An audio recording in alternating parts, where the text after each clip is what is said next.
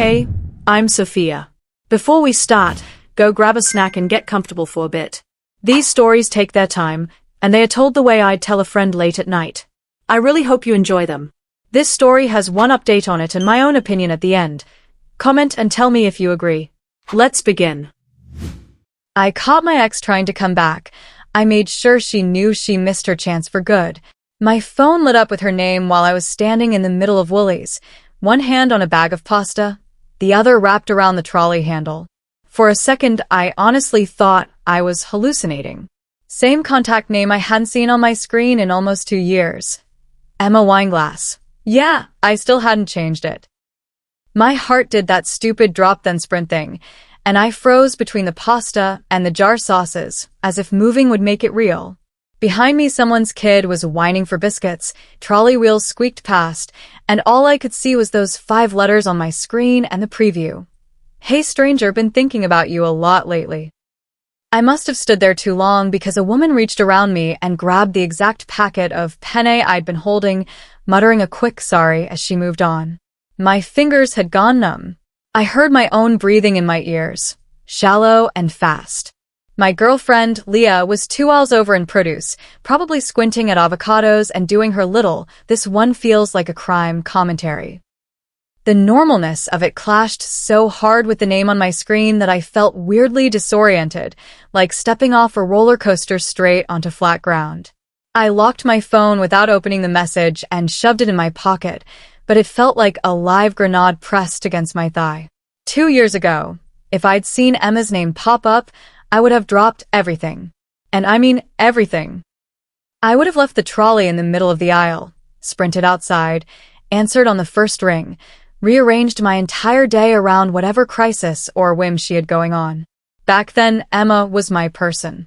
Or at least I thought she was. We met in the most cliché way possible. Girl meets girl at a friend's house party. They end up in the kitchen talking next to the sink for 3 hours while the rest of the night fuzzes out into background noise. She had this chaotic hotness about her. Messy curls, chipped black nail polish, nose ring, tattoos that looked like they'd been done in a bedroom but somehow worked on her. She made intense eye contact and laughed with her whole body.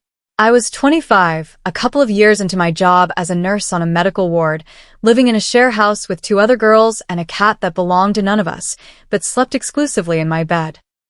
Emma worked in digital marketing, which, near as I could tell, meant she got paid decent money to think of funny captions and attend events where the drinks were free. She chased me. That part is important. She found me on Instagram, started replying to my stories, sending me memes about night shifts and bad hospital coffee. She showed up at the cafe near my work on my break, by coincidence, then admitted she'd memorized my roster. At first it was flattering, then intoxicating. Our first few months together were ridiculous in that way only early-stage queer relationships can be. Sleepovers that turned into oops, I basically live here now. Crying at 2 a.m. about childhood stuff we'd never told anyone. Long drives to nowhere with playlists that felt like confessions. She'd surprise me with little things. My favorite snacks in the fridge, a scribbled note in my lunchbox saying, "Drink water or I'll fight you." But the red flags were there, flapping away in the background while I pretended they were fairy lights. She'd disappear for a day or 2 with vague excuses. Work event ran late. Phone died, sorry babe. There was always a reason. She drank a lot. Not cute 2 glasses of wine a lot. Leaning on, I tried to get her into an Uber a lot. When she was stressed, she'd pick fights and say cutting things, then apologize dramatically the next day and demand forgiveness like a prize. I clung to the good parts. The way she'd stroke my hair when I crashed after night shift. The time she showed up at the hospital with a bunch of flowers after a particularly rough week and said, "You spend so much time holding people's hands while they hurt. Someone should be looking after yours." About a year in, she started getting close to this girl from her agency, Tash. I didn't think much of it at first. They worked together, they went to the same events, they posted group photos on Instagram. But I started noticing little things. The way Emma's tone changed when she talked about Tash, dismissive but obsessed.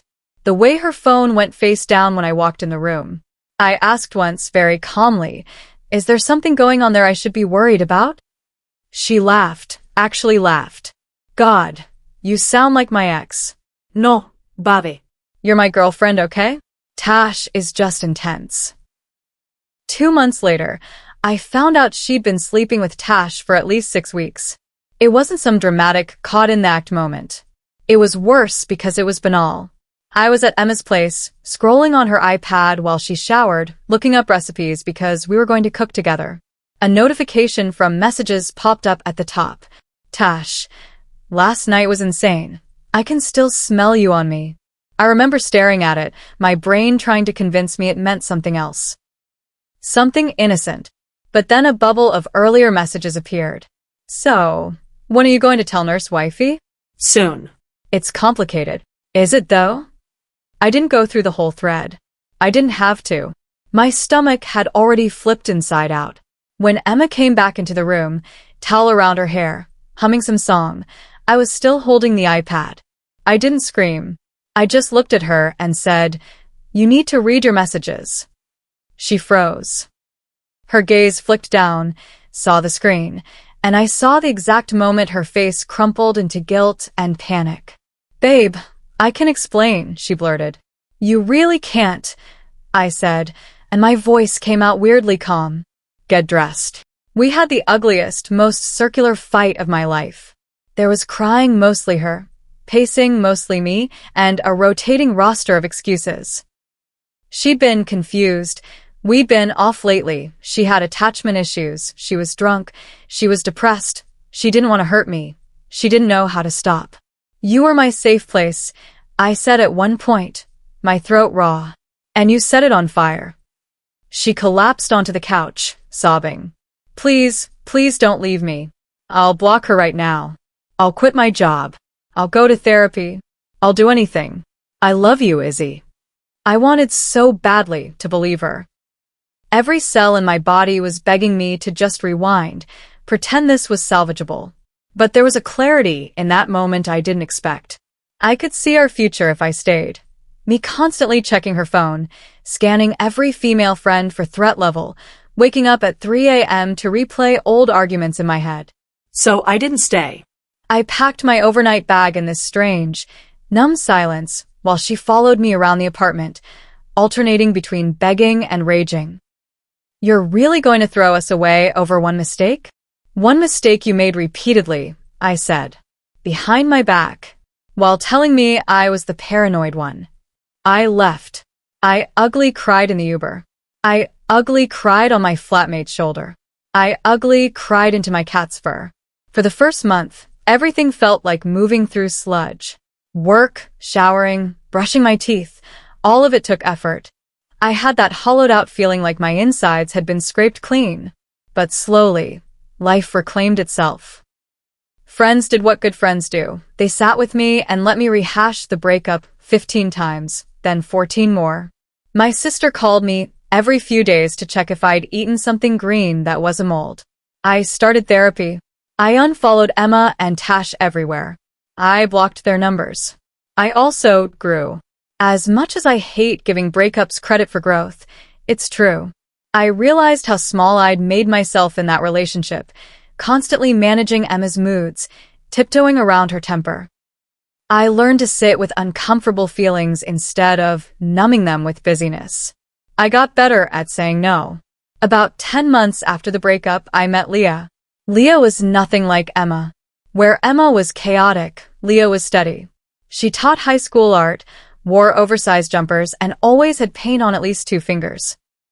We met on Bumble, of all places, and I almost swiped left because her profile picture was her midlaugh with a smear of blue paint across her cheek, and I thought, there's no way she's that happy in real life. Turned out she wasn't always that happy, but she was always that honest. On our 3rd date, I told her about Emma in a slightly ramly way, expecting the usual reactions, eye rolls, "Wow, she sounds crazy," etc.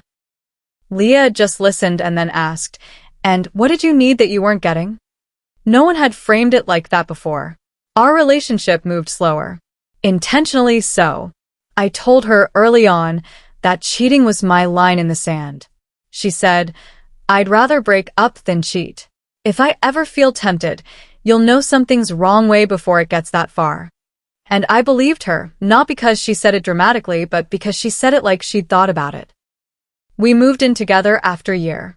We got a kitten, Rita, who bullied my old cat into reluctant friendship. We hosted board game nights, burned dinners together, survived my night shifts and her end-of-term marking marathons. My life expanded around her in a way that felt like a gradual sunrise instead of fireworks. Which brings me back to Woolies and the buzzing phone and the ghost of Emma in my pocket. When I got back to the car, Leah was humming and putting bags in the boot. "You okay?" she asked when she saw my face. "You look like someone just told you coriander is cancelled." I laughed, a short, sharp sound. Emma texted me. Her eyebrows went up. Wow. "That's random. Can I show you?" I asked. Of course. We sat in the car with the doors still open, a half-warm rotisserie chicken between us. I opened the message. "Emma, hey stranger, been thinking about you a lot lately. I know I'm probably the last person you want to hear from, but I miss you. I'm sober now. I'm in therapy. I've done a lot of work on myself. I just wanted to see how you're doing." No pressure to reply. Underneath, a second bubble I hadn't seen yet. "Emma, I heard you're with someone new. I'm happy for you, genuinely. But a part of me keeps thinking about what we had and how stupid I was. If there's any chance we could grab a coffee and talk, I'd really like that." My stomach twisted. Not in the old way, but in that complicated, human way that remembers both the harm and the good. "What are you thinking?" Leah asked quietly. "I'm not sure," I admitted. Part of me wants to ignore her forever. Part of me wants to meet up just to tell her to her face that she doesn't get a redemption arc in my life. Leah nodded. "Whatever you choose, I've got you. Maybe just check with future Izzy. Would she be glad you went, or wish you'd left the ghost alone?" I sat with that for a couple of days. I talked to my therapist. Eventually, I realized I wasn't curious about getting her back. I was curious about whether I could be in the same room as her and not feel small. That curiosity started to feel less like a trap and more like an experiment. So I texted back. "Hey, I got your message. I'm willing to meet once for coffee to talk. This isn't a doorway back into anything romantic. If you're okay with that, we can pick a time." She replied almost instantly, like she'd been clutching her phone. "Thank you. I completely understand. just coffee." You pick the place. We agreed on a neutral cafe in the middle of the city, the kind where the music is a bit too loud and the chairs are a bit too mismatched. The night before, I barely slept. Not because I wanted her back, but because 16 different versions of the conversation played in my head. When I walked in, she was already there. Thinner, hair shorter, no nose ring. She looked older, in a way that had nothing to do with age. When she saw me, her eyes went wide and glassy. "Izzy," she breathed, standing up like she might hug me. I held out my hand instead. "Hey." She faltered, then shook it. Her palm was damp. "We ordered drinks. Saturday." The silence stretched. "You look amazing," she blurted eventually. "Seriously. You always did, but you look happy." "I am," I said simply. "How are you?" She launched into a mini monologue about rehab, meetings, therapy, how hitting rock bottom with Tash. Apparently Tash had cheated on her because karma has a sense of humor, made her confront her patterns.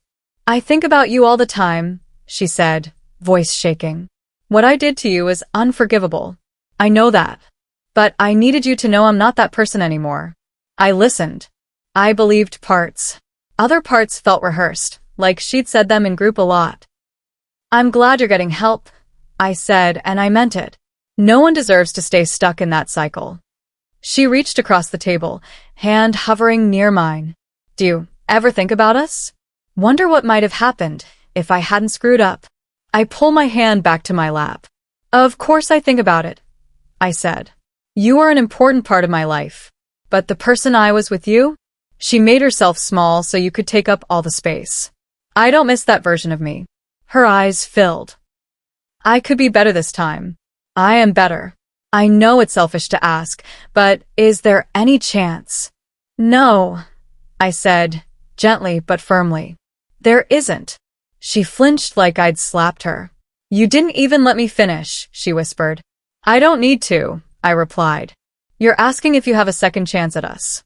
You don't. I'm with someone who shows up, who doesn't make me question my reality. I'm not leaving that for someone who only figured out my worth after losing it. Tears spilled over. A couple at the next table glanced over. So that's it, she choked. I bare my soul, and you just what? Sit there all perfect and moved on? I felt something old stir in me. The instinct to comfort, to soften my words. I took a breath and did not obey it. Emma, I said. I spent a year stitching myself back together from what you did. You don't get to frame my boundaries as cruelty just because they're inconvenient to your redemption arc. You're doing the work now? Good. Do it for you. But my life is not a rehab milestone. Her shoulders slumped. She stared into her coffee. I guess I hoped we were meant to find our way back to each other, she said after a while, voice small. We were meant to teach each other things, I said. You taught me what I will never tolerate again. I taught you that some people walk away and don't come back. That's enough. We finished our drinks in almost silence. As we stood to leave, she tried one last time. If you ever change your mind. I won't, I said. I genuinely wish you well. I hope you stay sober. I hope you heal. But we're done. For good. On the walk back to the train, I felt lighter than I had in ages. It wasn't triumphant, exactly. More like closing a door that had been stuck half open, letting the draft finally stop. That night, I curled up on the couch with Leah, told her everything word for word, and then we watched trash TV and ate ice cream, and I realized, viscerally, how safe I felt. Emma had come knocking on the door of my new life, hoping there might still be a spare room with her name on it. I didn't just say no. I let her see the house was fully occupied now, with boundaries, with self-respect, with a woman who actually loves me right. And that's how I made sure she knew she'd missed her chance for good. Okay, stepping out of character mode for a second to talk about these people like we're in the comments section. Izzy is the definition of did the work. She doesn't just bounce from one relationship to another. She drags herself through the awful breakup swamp, therapy, ugly crying, self-reflection, and actually changes how she shows up. That's why the coffee shop scene hits so hard. She's not there to toy with Emma. She's there to prove something to herself. That she can face the past without handing it the keys again. Emma is complicated. She's not a cartoon villain.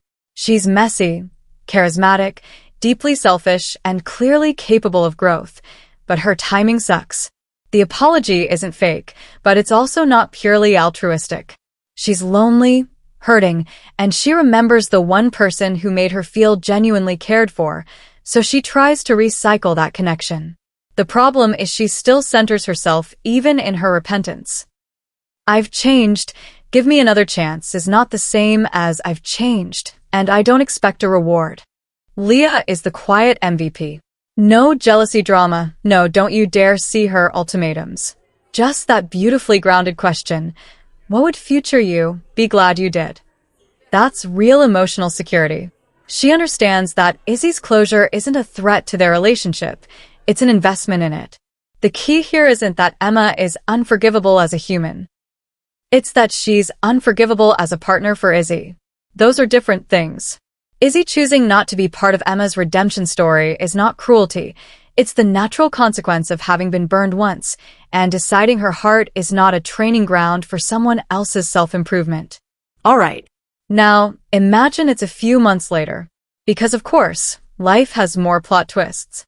Update, 8 months later. Hey, it's Izzy again. Thought that coffee shop scene was the end? I did too. The universe apparently had follow-up content planned. For a while, nothing happened. After our talk, I muted Emma's number instead of fully blocking it. I don't know why. Maybe part of me wanted proof she'd heard me. She didn't text again. No Instagram requests, no drunk voicemail. It was eerie in a good way. Life filled back in. Leah and I did the domestic thing hard. We painted the spare room a color the tin insisted was cloud mist, but definitely looked like slightly confused gray. We hosted a chaotic Friendsgiving with too many people and not enough chairs. I got a promotion to clinical nurse educator, which meant fewer night shifts and more teaching, something I realized I actually love.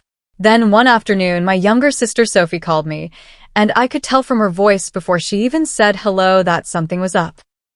"Please don't hang up," she blurted. "Hi to you too," I said, half laughing. "What's going on?" She sighed. "Okay, so don't freak out, but Emma came to Mom and Dad's place." My blood ran cold. "What?" "Apparently, she bumped into Mom at the shops a few weeks ago," Soph said. "She did the whole 'I used to date your daughter. I'm in recovery now. I wish I could apologize' thing."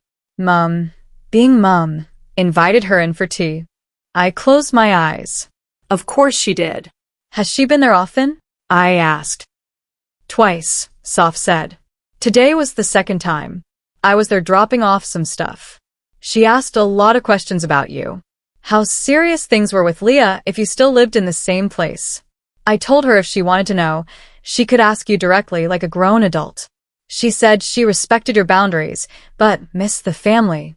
I almost laughed. Emma had met my parents maybe 5 times. "Why are you telling me this now?" I asked. "Because today, after she left, Mum said something that made my brain itch," Soph replied. She was like, "It's such a shame about Izzy and Emma. They just needed time apart. Maybe one day Izzy will come to her senses." I gripped the phone tighter. "She said that?" Yep.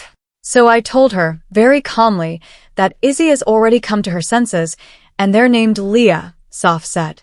Mum did the whole "you don't understand" young lady routine. It was gross. "I thought you deserved a heads up in case Emma tries to triangulate by them." Old me would have swallowed that information, stewed on it, and let it rot quietly in my stomach. Numi called my parents that night. Mum answered on speaker with Dad in the background because of course she did. "Hi, love," she said, too brightly. "We were just talking about you." "Yeah," I said. "I heard Emma's been over." Silence. Then, "Oh, did Sophie tell you? We didn't want to upset you." I took a breath. "Here's the thing. What you do with your tea time is your business. But my ex coming to your house and discussing our relationship like it's a TV show she's hoping gets renewed? That involves me." Dad huffed. "She's just trying to make amends. You of all people should understand recovery, Izzy." "I do," I said. "I also understand boundaries. I met Emma once and told her clearly we are never getting back together. She does not get to audition for the role of family friend now. And you don't get to hold out hope that I'll come to my senses and trade in my actual healthy relationship for trauma nostalgia." Mum tried the guilt card. "We just want you to be happy." "I am happy," I replied. "With Leah. Right now, your actions are making it harder for me to feel safe, not easier."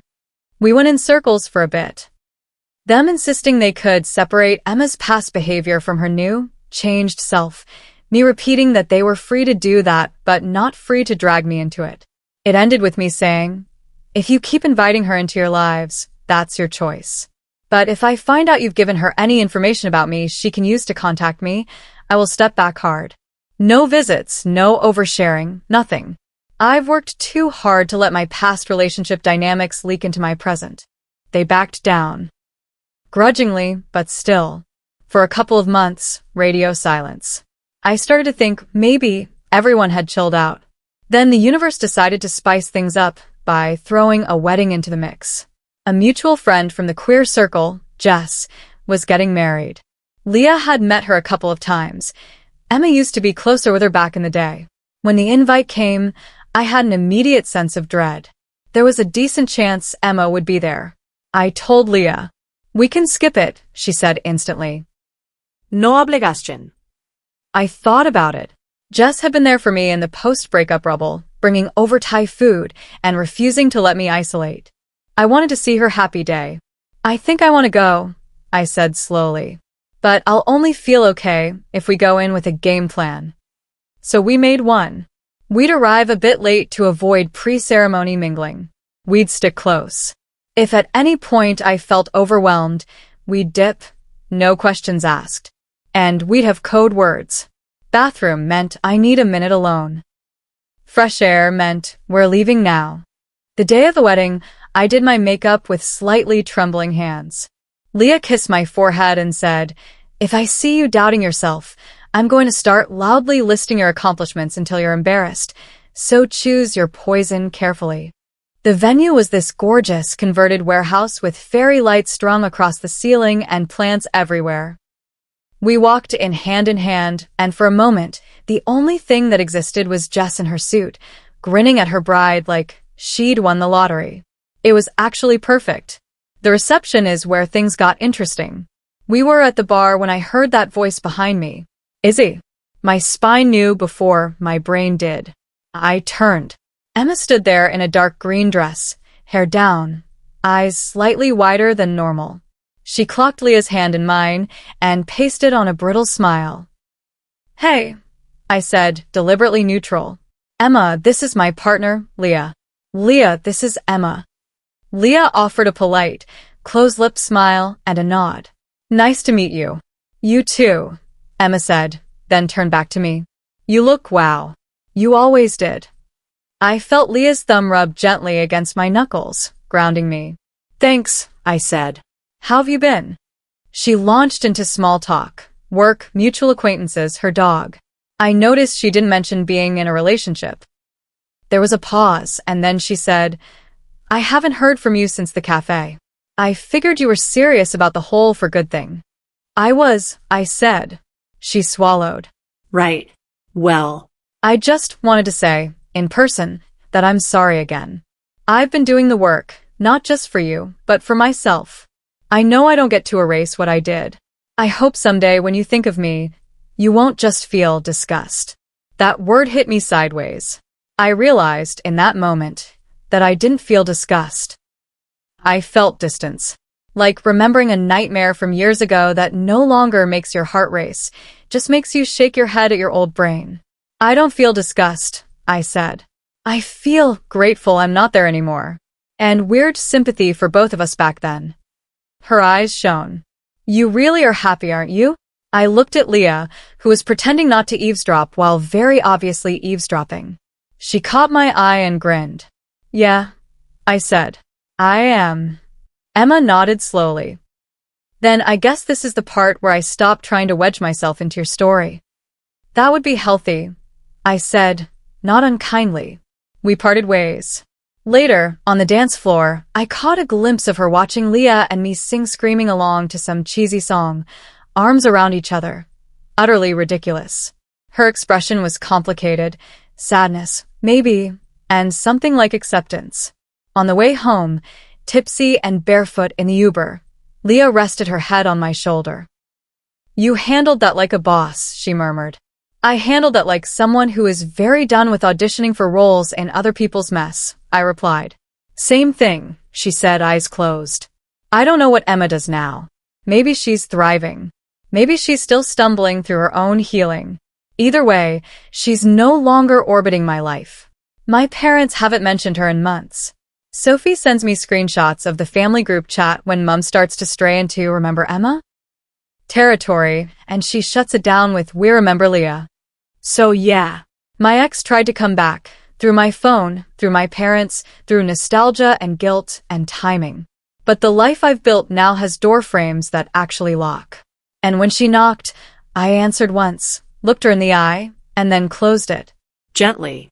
Firmly. For good. All right, cast debrief time. Grab your popcorn. Izzy. OP Gold Star boundary setting with extra credit. What makes her compelling isn't that she's some ice queen who never wavers. It's that she does waver. She feels the nostalgia. She hears the apology.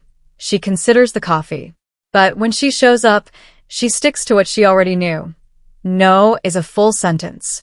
She doesn't weaponize her healing to humiliate Emma. She just refuses to trade in her hard-earned peace for old chaos. That's grown-up revenge, living a life that doesn't have a spare room for the person who set your last one on fire. Emma, the ex-a-walking, talking cautionary tale about wanting your ex to be both your greatest regret and your safety net. To her credit, she actually does some work, rehab, therapy, owning up. Where she stumbles is confusing "I've changed" with "I'm owed another shot." She tries 3 backdoors: direct text, charming the parents, accidental on purpose wedding encounter. The mildly infuriating part is she still frames her transformation through the lens of what we could be now, instead of fully accepting that her consequences include living with the knowledge she broke something she can't fix. She's not a monster. She is, however, Exhibit A, and redemption arcs don't require access to the person you hurt. Leah, current partner peak emotionally secure queen. No ultimatums, no drama, just what would future you be proud of, and unwavering support. She's the kind of partner who understands that closure isn't a threat to love, it's reinforcement. Her presence at the wedding, hand in hand, quiet thumbs on knuckles, does more to underscore the difference between old and new love than any speech could. 10 out of 10, protect at all costs. Izzy's parents, they win the Accidental Chaos Agents award. Inviting Emma in for tea and musing about Izzy coming to her senses is wild behavior, but painfully realistic. They like familiar faces, neat narratives, and the idea that people can mend fences if everyone just has enough cake. What they don't initially grasp is that their nostalgia is a form of betrayal. The good news? When Izzy finally puts her foot down politely but firmly, they do adjust. They're not villains so much as people who needed a hard boundary drawn in Sharpie. Big picture. This isn't a story about crushing an ex. It's about refusing to let your life be a playground for someone else's late-stage character development. Emma wants assurance that the door she slammed is still technically unlocked. Izzy's greatest power move is neither slamming it in her face nor leaving it ajar. It's quietly changing the locks and hanging a new sign. No vacancies. Tenants inside are loved, respected, and not accepting walk-ins.